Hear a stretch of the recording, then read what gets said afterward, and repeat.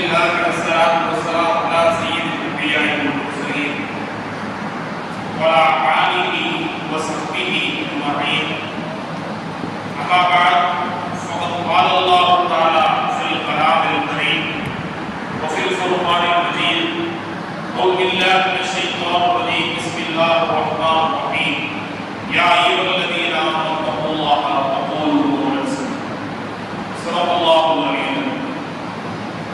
எல்லா புகழும் புகழ்ச்சியும் ஏகனாகி அல்லாஹ்வுக்கே உண்டாகட்டுமாக. அகிலத்தின் தூதர் பின்வருமான முஸ்தபா ஸல்லல்லாஹு அலைஹி வஸல்லம் அவர்கள் மீது, அன்னாரின் குடும்பத்தினர்கள் மீது, உத்தம சத்திய சஹாபாக்கள், தாபீன்கள், இமாம்கள், குறிப்பாக இந்த ஜும்மாவுடைய நாளில் ஜும்மாவுடைய அமல்களை நிறைவேற்றுவதற்காக ஒன்று கூடியிருக்கக்கூடிய நம் மீதும், வரக்கூடிய நல்லவர்கள் மீதும், நாம் நேசித்தவர்கள் மீதும், நம்மை நேசித்தவர்கள் மீதும், யாரெல்லாம் துஆவை கொண்டு வசியத்து செய்தார்களோ அத்தனை நல்ல உள்ளங்களின் மீதும் அல்லாஹ்வுடைய அருளும் ரஹ்மத்தும் என்றென்றும் நிறைந்து நிறைவாக உண்டாகட்டும். அருமையான சமுதாய சொந்தங்களே, இன்றைய தினம் ஜனவரி 26 இந்தியாவின் மிக முக்கியமான நாட்களில் ஒரு நாள்.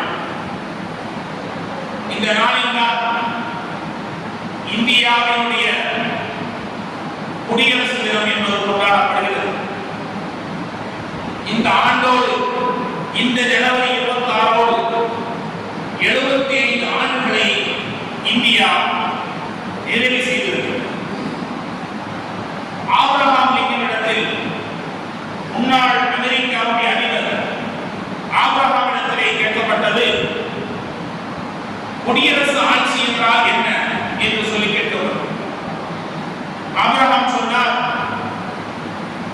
மக்களால், மக்களுக்காக, மக்களே தேர்ந்தெடுக்கப்படும் ஒரு ஆட்சிக்கு மக்களாட்சி, குடியாட்சி, குடியரசு ஆட்சி என்பதாக சொல்லப்படும் என்பதாக சொன்னார். அந்த வகையில் இந்தியாவுடைய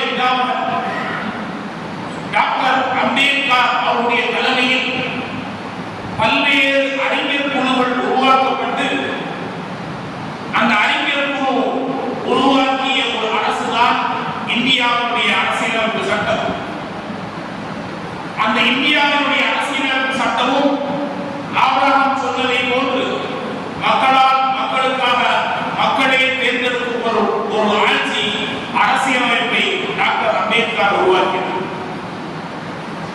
இந்த குடியரசின் நிறுவியலுடைய மிக முக்கியமான நோக்கம், மக்கள் யாரும் சளைத்தவர்கள் அல்ல, யாரும் பெரும்பான்மையும் அல்ல, யாரும் சிறுபான்மையும் அல்ல, யாரும் ஏழை வாழை என்ற வித்தியாசம் எல்லாம் இல்லாமல், கருப்பன் வெள்ளையன் என்ற பாகுபாடு இல்லாமல், உயர்ந்தவன் தாழ்ந்தவன் என்ற வேறுபாடு இல்லாமல், ஒருவருக்கு ஒருவர் இணைந்து வாழக்கூடிய ஒரு நல்லாட்சி உருவாக்க வேண்டும்.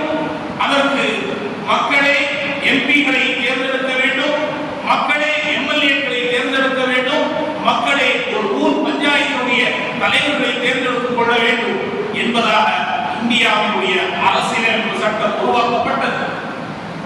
அந்த நாளை ஜனவரி 26 இந்தியாவுடைய குடியரசு தினமாக கொண்டாடப்பட்டது.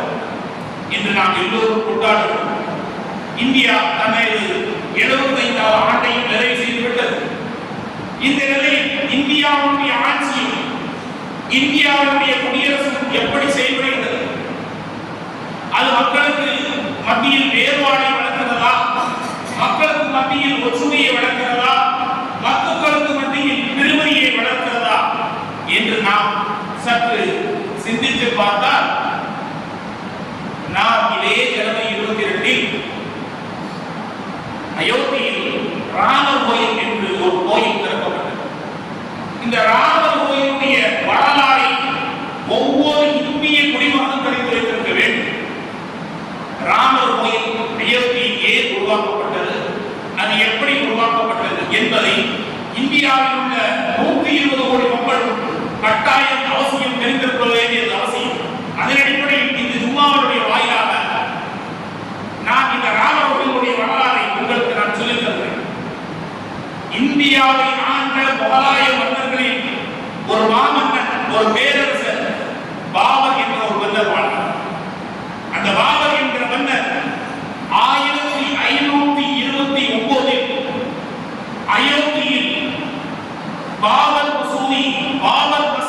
என்பதாக சொல்லக்கூடிய ஒரு பள்ளிவாசல் ஒன்றை கட்டினார். அந்த பள்ளிவாசல் கிட்டத்தட்ட 1827 வரை எந்த விதமான பிரச்சனையும் இல்லாமல், எந்த விதமான தொந்தரவும் இல்லாமல் இறைவனை வணங்குவதற்காக அந்த மக்கள் முஸ்லீம்கள் அங்கே சென்றார்கள். இறை வணக்க வழிபாடுகள் நடைபெற்றது. சமூக ஒற்றுமைக்கு எந்த விதமான சீர்கேடு உருவாகாத அந்த நேரத்தில் 1827 ஒரு புரோபகண்டா, ஒரு பொய் சித்திரம் ஒன்று உருவாக்கப்பட்டது. இந்த இடத்தில் இதற்கு முன்னால் ராமர் கோயில் என்று ஒரு கோயில் இருந்தது. அந்த கோயிலை இடித்துவிட்டுத்தான் பாபர் என்ற மன்னர் பாபர் மசூதியை கண்டிருக்கிறார் என்பதாக ஒரு தீ பத்த வைக்கப்பட்டது. ஒரு பொறி ஒன்று கிளப்பப்பட்டது. அந்த பொறி அப்படியே மெல்ல மெல்ல மெல்ல கடலாக மாறி அது தன்னுடைய விஷத்தை, தன்னுடைய கோர முகத்தை 1949 இந்தியா சுதந்திரம் பெற்று 2 ஆண்டு கழித்து அந்த தீ மெல்ல மெல்ல எரிய ஆரம்பித்தது. அந்த பொறி தன்னுடைய கனலை கக்க ஆரம்பித்தது. 1949 டிசம்பர் மாதம் 29ஆம் தேதி இரவு பாபர் மசூதியில் அதனுடைய சுற்றுச்சுவரின் வழியாக சில நபர்கள் உள்ளே ஏறி குதித்து பள்ளிவாசலுக்கு நடுவில் மிம்பரின் அருகில் ஒரு ராமர் சிலையை கொண்டு வைத்து விட்டார். ராமர் சிலையை வைத்துவிட்டு காலையில் வெளியே சொன்ன செய்தி, ராமர் சிலை பாபர் மசூதிக்குள் இருக்கிறது, எனவே இந்துக்கள் எல்லாம் வாருங்கள் என்பதாக ஒரு அழைப்பு கொடுக்கப்பட்டது. இதை கேட்டதும் இந்துக்களும் முஸ்லிம்களும் சேர்ந்து ஓடி வந்தார்கள். நிலைமை கட்டுக்கடலாக போனது. நிலைமை ஊருக்குள் கலவரமாக மாறியது. உத்தரப்பிரதேசமே அந்த நாளில் பற்றி இருக்கிறது. அன்றைய நேரத்தில் இந்தியாவுடைய பிரதமராக இருந்தவர் ஜவஹர்லால் நேரு, இந்தியாவுடைய உள்துறை அமைச்சராக செயல்பட்டவர் வல்லபாய் பட்டேல். வல்லபாய் பட்டேலும் ஜவஹர்லால் நேரு உத்தரப்பிரதேசத்தில் என்ன நடக்கிறது என்பதை விசாரித்தார்கள். பாபர் மசூதிக்குள் ராமர் சிலை ஒன்று நிறுவப்பட்டுள்ளது, ஒன்று வைக்கப்பட்டுள்ளது என்று சொன்னபோது உடனடியாக ஜவஹர்லால் நேரு வல்லபாய் பட்டேலும் சேர்ந்து சொன்னார்கள், இதை எவர் செய்தாலோ அந்த அயோக்கியரை கைது செய்ய வேண்டும்.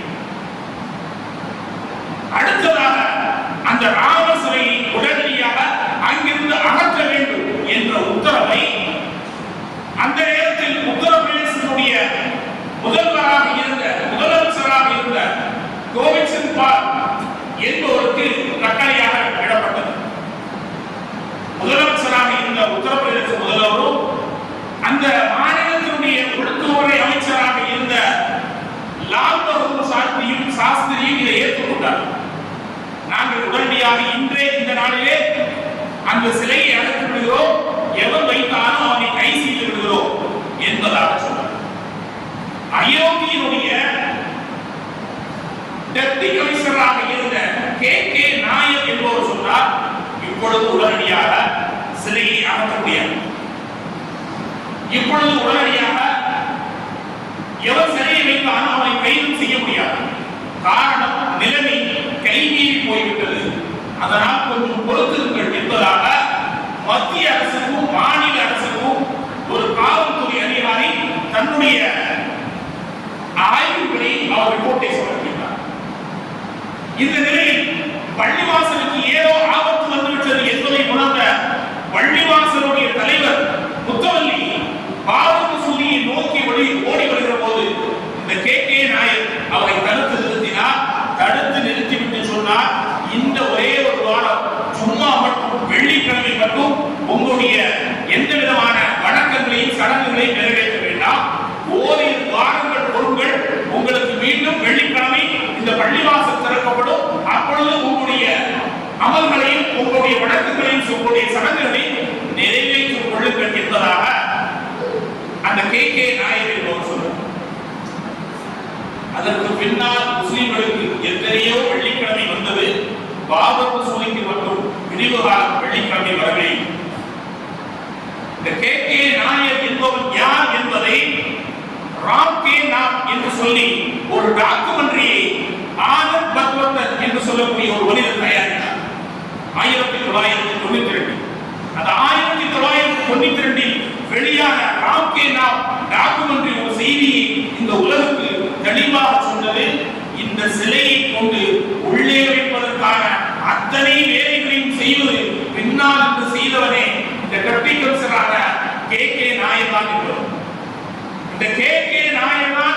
செய்தான். இதை செய்ய சொல்லி ஆள்களை தூண்டிவிட்டார். அந்த 50-60 நபர்கள் பள்ளிவாசலுக்குள் அத்துமீறி நுழைந்தார்களே, அதில் ஒரு உயிரோடு இருந்தார். 1992 அவர் பதிவு செய்தார். எங்களை கே நாயர் தான், நீங்கள் துணிந்து உள்ளே செல்லுங்கள், அத்துமீறுங்கள், அந்த சிலையை கொண்டு நிறுவுங்கள், உங்களை எதுவும் வராமல் நான் பாதுகாத்துக் கொள்கிறேன் என்பதாக சொன்னதாக அந்த ராம்கே நானுடைய டாக்குமெண்ட்களில் எவர் சிலையை கொண்டு உள்ளே வைத்தாரோ அவரை இந்த உலகுக்கு வெட்ட வெளிச்சமாக சொல்லிவிட்டார். இப்பொழுது பள்ளிவாசல் பூட்டப்பட்டு விட்டது. இந்துக்களும் உள்ளே செல்ல முடியவில்லை, முஸ்லிம்களும் உள்ளே செல்ல முடியவில்லை. இருவருக்கும் மத்தியில், இரண்டு அப்பாவிகளுக்கு மத்தியில் சண்டை ஏற்படுகிறது. மிகப்பெரிய கலவரம், நாடு முழுவ அது பற்றி எரிந்து கொண்டே. இதை கட்டுப்படுத்த முடியாமல் தோற்றுக்கு போன முஸ்லிம்கள், இந்துக்களும் எங்களுடைய இடம், எங்கள் ராமர் பிறந்த இடம் என்று அப்பாவி இந்துக்களும் செல்கிறார்கள். இது எங்கள் இடம், எங்களுக்கு சொந்தம் என்று அப்பாவி முஸ்லிம்களும் செல்கிறார்கள். ஒரு தீர்ப்பை வழங்கி கோயிலுக்குள் மசூதிக்குள் ராமர் சிலையை வைத்து விட்டீர்கள். அந்த ராமர் சிலையை வணங்குவதற்கு வழிபடுவதற்கு லால்தாஸ் என்று சொல்லக்கூடிய ஒரு பூசாரியை நாங்கள் நியமிக்கிறோம். இனிமேல் அந்த பள்ளிவாசலில் ஒரு இடத்தை ராமரை வணங்குவதற்கும் அவருக்கான கூலி பணக்காரர்கள் செய்வதற்கு ஒருவர் நியமிக்கப்படுவார். பள்ளிவாசலில் கொலை வைப்பதற்கு ஒரு இமாம் ஒருவரை நியமிக்கப்படுவார்கள். இனிமேல் இரண்டு மதத்துடைய சடங்குகளும் வணக்கங்களும் அங்கே நடைபெறும். இனிமேல் யாரும் எந்த விதமான கொள்ளையும் தொந்தரவும் செய்யக்கூடாது, மக்கள் ஒற்றுமையோடு இருக்க வேண்டும் என்று கோர்ட் தீர்ப்பிட்டது. இந்த கோர்ட்டினுடைய தீர்ப்பின் அடிப்படையில் லால்தாஸ் என்பவர் அந்த ராமர் கோயில், உருவாக்கப்பட்ட ராமர் கோயிலுக்கு சிலைக்கு கூலி பணக்காரன் செய்வராக நியமிக்கப்பட்டார். அவர் வெளியே வந்து சொன்னார், மக்களுக்கு மத்தியில் பிணக்கு வேண்டாம், மக்களுக்கு மத்தியில் சண்டை வேண்டாம், ஒருவரை புரிந்து வாழுங்கள், ஒருவர் அனுசரித்து வாழுங்கள். இதைத்தான் என்னுடைய ராமன் சொல்கிறார். அந்த ராமர் பக்தரான நான் சொல்கிறேன், சண்டை வேண்டாம், கலவரம் வேண்டாம், தீயிட்டு கொடுக்க வேண்டாம், எல்லோரும் ஒற்றுமையாக இருங்கள் என்பதாக இந்த லால்தாசும் இதற்கு முன்னால் பிரச்சனைகள் இல்லை என்பதை முடித்து வைத்து அயோத்தி நகரம் மீண்டும் தன்னுடைய இயல்பு நிலைக்கு திரும்பியது.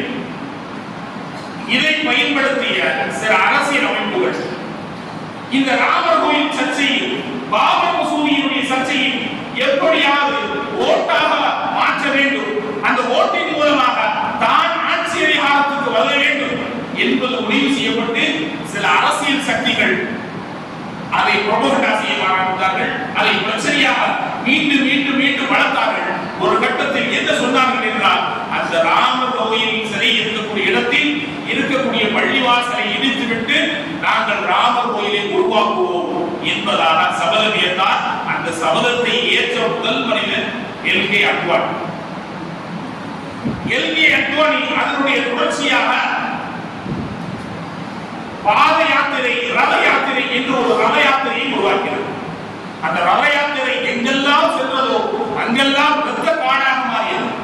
அந்த ரத யாத்திரை, அந்த வேல் எந்த ஊருக்கெல்லாம், எந்த மாநிலத்துக்கெல்லாம் நுழைந்ததோ அந்த நாடும், அந்த மாநிலம், அந்த ஊரும் தீக்கிரையாக.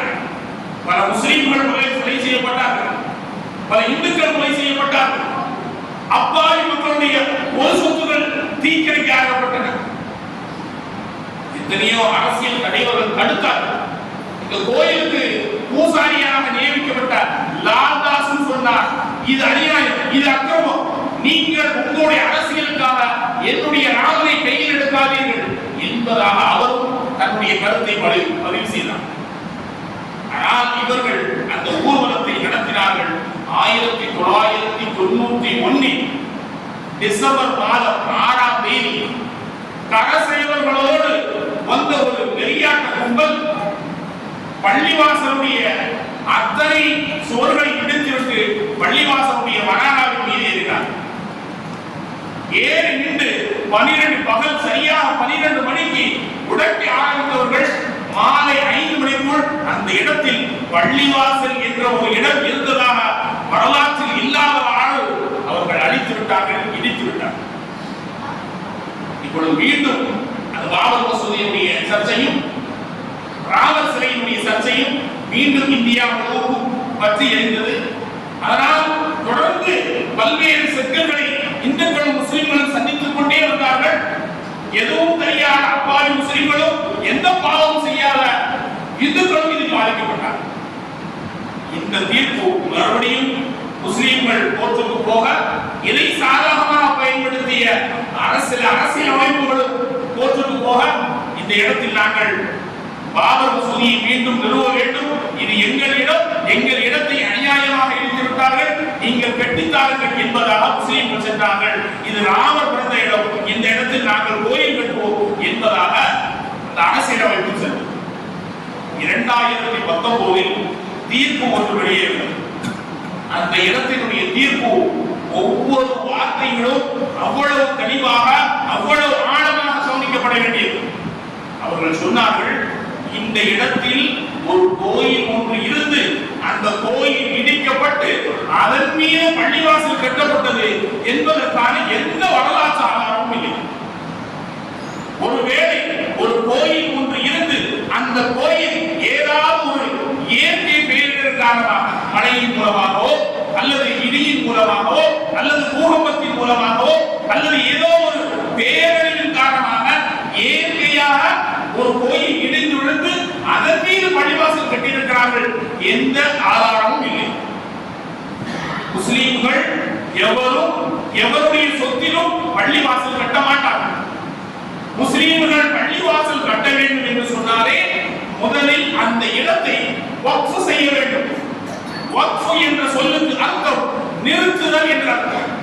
எதை கொண்டு நிறுத்துதல் என்றால், இதுவரை மனிதர்கள் அந்த இடத்தை ஒருவர் மாற்றி வாங்கி விற்கவும் செய்து கொண்டே இருப்பார்கள்.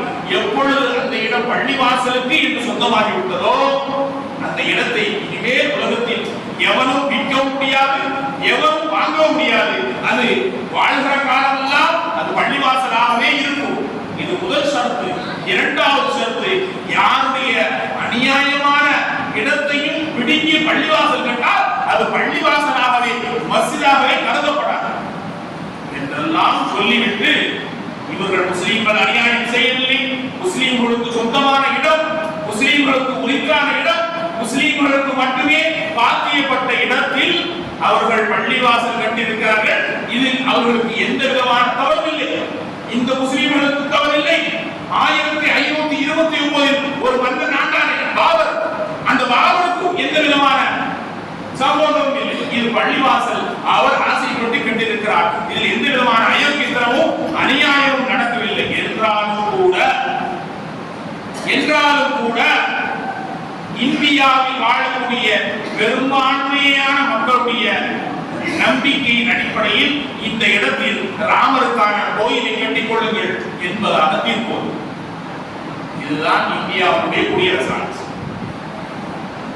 எப்படிப்பட்ட ஒரு நாடு அமைந்திருக்க வேண்டும் என்ற நோக்கத்தோடு இந்த நாட்டில் உள்ள பரிசுத்தமான மனிதர்கள் பாடுபட்டார்களோ அந்த நோக்கங்கள் எல்லாம் சல்லியாக நொறுக்கப்பட்டது ஒரே ஒரு பள்ளிவாசலை காரணமாக வைத்து, ஒரே ஒரு ராமன் சிலையை காரணமாக வைத்து. இந்த நேரத்தில் முஸ்லிம்களாக நாம் என்ன விளங்கிக் கொள்ள வேண்டும்? நம்முடைய மனதில் என்ன ஓடுகிறது? இறைவன் என்று ஒருவர் இருக்கிறார். நாம் ஏற்றிருக்கிற மார்க்கம் சத்தியமான மார்க்கம். அல்லாஹ் ஒருவன், அவருக்கு தம்பிய வழங்கிய வேதம் ரசூல் அத்தனையும் நம்புகிறோம். நமக்கு ஏன் அநியாயம் நடந்தது? நம்முடைய பள்ளிவாசல் ஏன் இடிக்கப்பட்டது என்று யாரும் நம்பிக்கை இழந்துவிட வேண்டாம். யாரும் ஆவேசப்பட வேண்டிய தேவையும் இல்லை.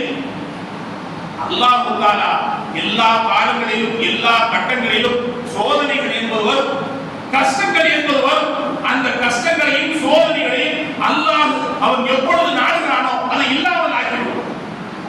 இந்த நேரத்தில் நாம் கவலை கொள்வதற்கோ அச்சம் கொள்வதற்கோ கவலையுற்று போவதற்கோ நொடித்து போய் உட்கார்வதற்கோ நம்பிக்கை இறைவன் மீது இல்லாமல் போவதற்கோ நாம் ஆனார்கள் கூடாது.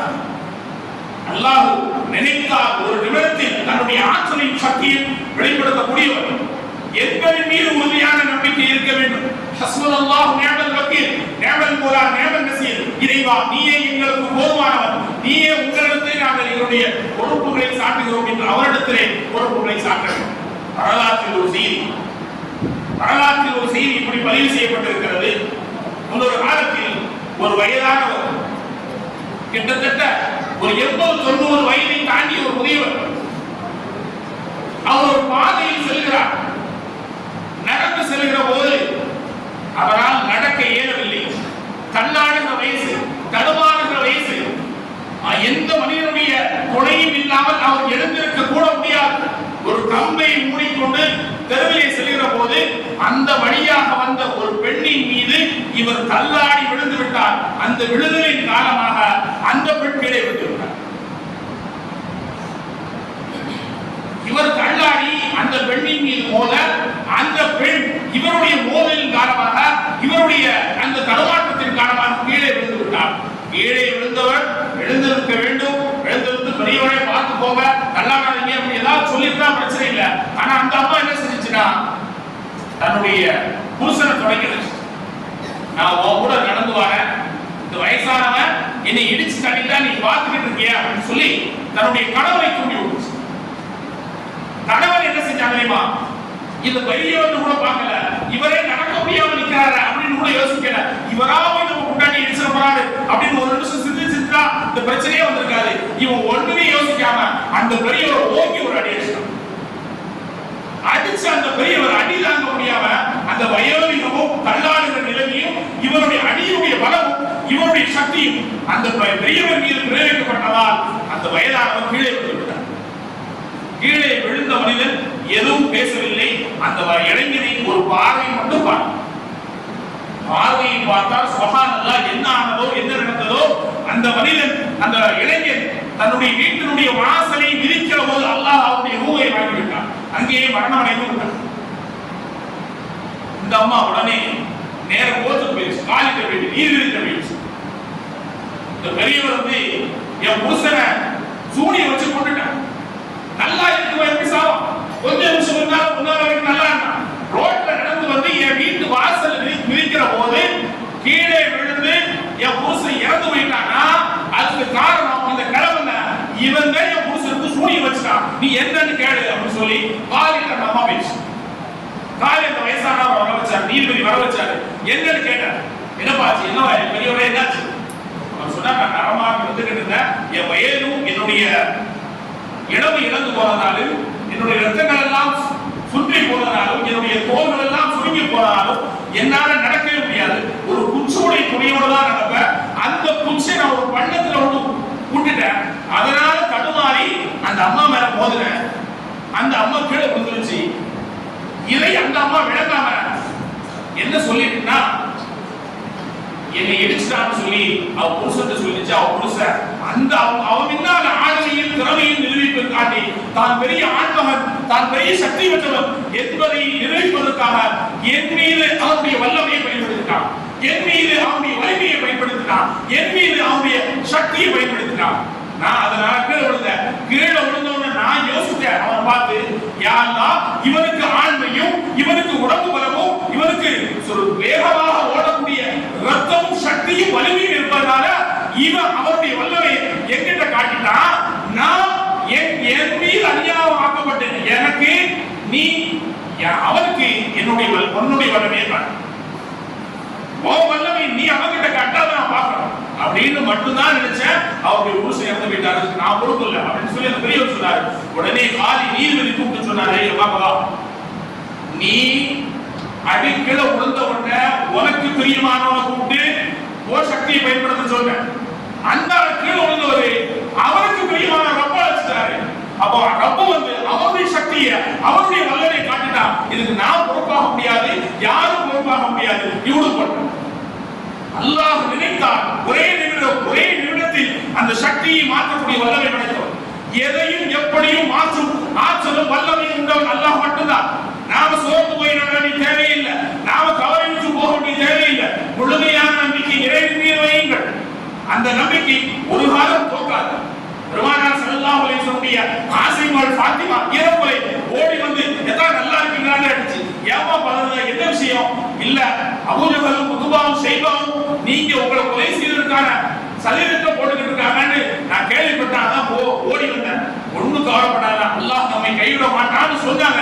அதே மாதிரி பதிலுள்ள யாரெல்லாம் பெரிய கொலை செய்யணும்னு நினைச்சாங்களோ அல்லாஹ் அவர்களை எல்லாம் கொலை செய்யும், அவர்களை எல்லாம் இல்லாமல் ஆக்கணும்.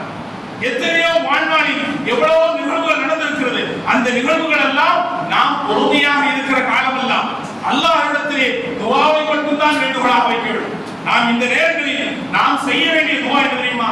அல்லாஹும்ம அரினா அஜாயிபுல் குத்ரத்தி வ ஹாவுலாஇ முஷ்ரிகீன். யா அல்லாஹ், இந்த முஷ்ரிகீன்கள், இந்த இணை வைப்பார்கள் எங்கள் மீது அவருடைய வல்லமையை பயன்படுத்துகிறார்கள். நீ உன்னுடைய அற்புதமான சக்தியை நீ இவர்கள் மீது வெளிப்படுத்துகிற துஆவை மட்டும் நாம் தொடர்ந்து செஞ்சு வருகிட்டாலே போதும், அல்லாஹ் தஆலா நம் நிலையை மாற்றி தரும். இந்தியா எப்பொழுதும் இஸ்லாமிய நாடுகளாக இருக்கும். அதற்கான எந்த தயக்கமும் தேவையில்லை. நாம வீழ்த்தப்பட்டுருவோம், நாம நசுக்கப்பட்டுருவோங்கிற கவலையெல்லாம் கொள்ள வேண்டிய தேவையே இல்லை. இதே பாபர் மசூதி எடுத்துக்கோங்க. இந்த பாபர் மசூதிய இடிக்க சொல்லி தூண்டி விட்டது அத்வானி. ஏழு இடிச்சு ஒருத்தர் பண்ணல. முதலாக ஒரு பாரக்கம்பி எடுத்து ஒரு குத்துறத தூக்குல குத்திருப்பாங்க. அவன் உயிரோட தான் இருக்கணும். அவன் என்ன, அவனுக்கு என்ன ஆனது என்று நாம் தெரிந்தாலே இறைவனுடைய வல்லமை நம்மை உணர்ந்து கொள்ளும். அவருடைய பேர் பல்பீர் சிங். முதலாக ஏறி குத்தி அந்த பல்பீர் சிங் பின் நாட்களில் ஆமீராக மாற்றப்பட்டார். ஒரே ஒரு பள்ளிவாசலை இடித்ததற்காக இந்தியாவில் 2000 பள்ளிகளை கட்டி இன்றும் உயிரோடு வாழ்ந்து கொண்டிருக்கிறார் ஆமீரா.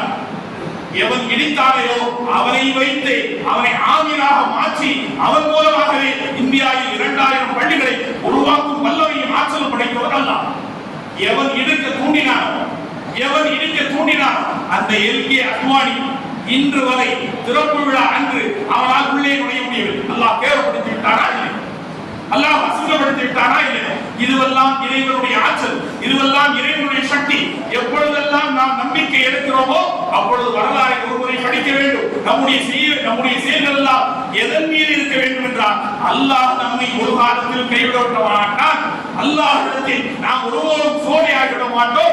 அல்லாஹ் நமக்கு போதுமானவன் என்ற உறுதியான நம்பிக்கை இருந்தால் போதும். பெருமானார் ஸல்லல்லாஹு அலைஹி வஸல்லம் தன்னுடைய ஆசை மனைவி ஆயிஷாவை பார்த்து சொல்வார்கள், ஆயிஷா எப்பொழுதெல்லாம் கஷ்டப்படுகிறதோ, எப்பொழுதெல்லாம் துன்பப்படுகிறதோ, எப்பொழுதெல்லாம் கவலைப்படுகிறாயோ அப்பொழுதெல்லாம் இந்த துஆவை ஓதிக்கொண்டே இரு. அல்லாஹு ரப்பி லா தத்தஸு பிஹி ஷையன், அல்லாஹு ரப்பி லா தத்தஸு பிஹி ஷையன் என்ற இந்த துஆவை மட்டும் நீ ஓதிக்கொண்டே இரு. உன்னுடைய கவலைகள் நீங்கிவிடும், உன்னுடைய கஷ்டங்கள் போய்விடும், உன்னுடைய கண்ணீர் நீங்கிவிடும் என்பதாக பெருமானார் ஸல்லல்லாஹு அலைஹி வஸல்லம் தன்னுடைய ஆசை மனைவி ஆயிஷாவுக்கு சொல்லிக் கொடுத்தார்கள். இந்த துஆவை தன்னுடைய வாழ்நாளில் ஒருவர் அப்துல் ரஹ்மான் என்று சொல்லக்கூடிய ஒரு மனிதர் பிரயோகித்துப்பார். வரலாற்று நிகழ்வு. ரோமர்கள் முஸ்லிம்களை எல்லாம் கைது செய்து அவர்களை கொலை செய்வதற்காக கொலை செய்து கொண்டே இருந்தார்கள். அப்படி அப்துல் ரஹ்மான் என்று சொல்லக்கூடிய ஒரு பெரியவரையும் தூக்கு மேடையில் ஏற்றினார்கள். முஸ்லீம் என்ற ஒரே ஒரு காரணத்துக்காக ரோமருடைய தூக்கு மேடையின் மீது நிற்கிறார். ரோமாபுரியுடைய மன்னன் அவரை தூக்கிலிடுவதை நேரில் பார்க்க வேண்டும் என்பதற்காக அந்த மன்னனும் நிற்கிறார். தூக்கு கயிறுகள் உருவாக்கப்பட்டுவிட்டன, தூக்கு மேடை உருவாக்கப்பட்டன. தூக்கு மேடையின் மீது அப்துல் ரஹ்மான் நிறுத்தப்பட்டு விட்டார். தூக்கை இட வேண்டும், அதற்கான கருப்பு துணியை அவருடைய முகத்தில் போர்த்த வேண்டும். போர்த்தக்கூடிய அந்த வேளையில் மன்னர் சொன்னார், ஒரு நிமிடம் நிறுத்துங்கள் என்று சொல்லிவிட்டு அந்த மன்னர் ரோமாவுடைய மன்னன் கேட்டார், நீ ஏதோ வாயில் முடிவெடுத்துக் கொண்டிருக்கிறாயே என்ன? நீ ஏதோ வாயில் முன்வைத்துக் கொண்டிருக்கிறாயே என்று சொல்லிக் கொண்டிருக்கிறார். அவர் சொன்னார், எங்கள் நாயகம் ஸல்லல்லாஹு அலைஹி வஸல்லம் அவர்கள் எப்பொழுதெல்லாம் கவலைப்படுகிறாயோ, எப்பொழுதெல்லாம் கஷ்டப்படுகிறாயோ, எப்பொழுதெல்லாம் நஷ்டப்பட்டு விடுவோமோ என்று அஞ்சுகிறாயோ அந்த நேரத்தில் நீ இதை சொல்லிக்கொள், அல்லாஹு ரப்பி லா தத்தஸு பிஹி ஷையன் என்ற இந்த ஒரே ஒரு துஆவை நீ செய். அல்லாஹ் உன்னுடைய கஷ்டத்தையும் உன்னுடைய கவலையும் உன்னுடைய நஷ்டத்தையும் இல்லாமல் ஆக்கி விடுவான். அதனால் நான் சொல்லிக் கொண்டிருக்கிறேன். உடனே அந்த ரோமன் சொன்னார், எங்களுடைய இன்ஜினிலும் இது போன்ற வார்த்தைகள் பதியப்பட்டிருக்கிறது. இந்த வார்த்தையை நீயும் பயன்படுத்தியதால் உன்னை நான் மன்னித்து விடுகிறேன் என்பதாக அந்த ரோம மன்னன் அப்துல் ரஹ்மானை விடுவித்தான் என்று வரலாற்றில் செய்திகள் பதிவிட்டிருக்கிறது. நமக்கான செய்தி என்ன தெரியுமா? எப்பொழுதெல்லாம் நாம் கவலைக்குள்ளாகிறோமோ, எப்பொழுதெல்லாம் நசுக்கப்படுகிறோம் என்று அஞ்சுகிறோமோ அப்பொழுதெல்லாம் நாம் துணைக்காக எடுப்போது எந்த அரசியல் சக்தியும் நமக்கு வேண்டாம், எந்த ஆளும் அதிகாரம் நமக்கு வேண்டாம், எந்த ஆட்சியினுடைய அதிகாரம் நமக்கு வேண்டாம். எல்லாவற்றையும் கட்டுப்படுத்தக்கூடிய அல்லாஹ்வுடைய ஆட்சி நமக்கு போதுமானது. அதிகமாக நீங்கள் சொல்லுங்கள் ஹஸ்புனல்லாஹு நிஅமல் வக்கீல், நிஅமல் மௌலா வ நிஅமல் நஸீர் என்ற இந்த துஆவை அதிகமாக ஓதுகிற காலமெல்லாம் அல்லாஹ் நமக்கு மீண்டும் பாபர் மசூதியை போன்று 1000 பாபர் மசூதிகளை மீட்டு தருவான். பெருமானார் ஸல்லல்லாஹு அலைஹி வஸல்லம் சொன்னார்கள், ஒரு காலம் வரும், அந்த காலம் வந்தால் என்னுடைய இந்த கலிமா லா இலாஹா இல்லல்லாஹ் முஹம்மது ரசூலுல்லாஹ் என்ற கலிமா கிராமத்தில் உள்ள ஒவ்வொரு குடிசையுமாக போய் சேரும்.